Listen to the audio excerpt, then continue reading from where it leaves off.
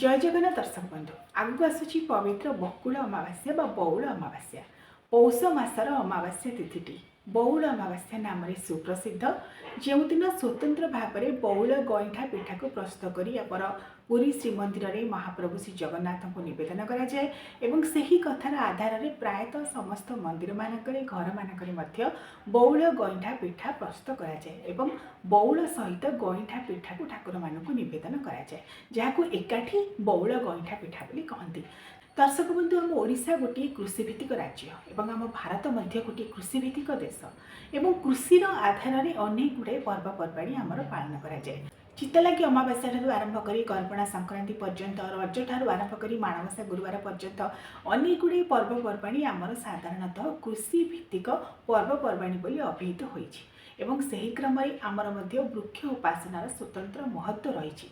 आमे साधारणतः घर मानक माँ तुलसी वृंदावती को सब पूजा करिथाउ, तुलसी चौरा रखि था कारण तुलसी चौरा रखा द्वारा घरे सुख शांति समृद्धि सबकि भरपूर हो उठे बोली विश्वास करा जाए। ता सहित किसी पवित्रतम वृक्ष जेपरिक अँला बेल एवं अपराजिता यू गछ को आम रखि था। आमर ओडिशा संस्कृति आमर आध्यात्मिक संस्कृति आमर भारत वर्षर दर्शन में आध्यात्मिक दर्शन में वृक्ष उपासनार गोटे स्वतंत्र महात्म्य रही एवं वृक्ष पूजा कहीं केउ कालू अनुसृत हो आसुछि।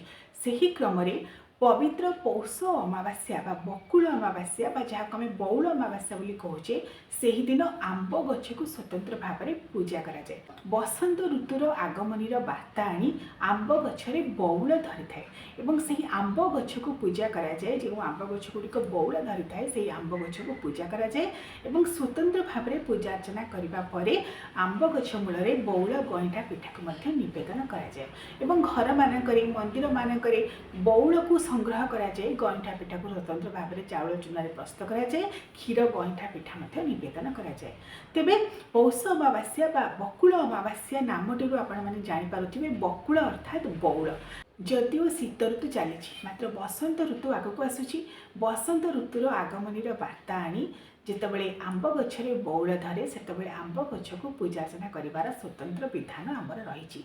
विश्वास करा जाए बौल अमावास्या दिन जदि आंब गछ को स्वतंत्र भाव में पूजा कर ठाकुर मानक बौल नवेदन कर गईठा पिठा प्रस्तुत कर नवेदन कर वर्ष सारा खूब आंब फल।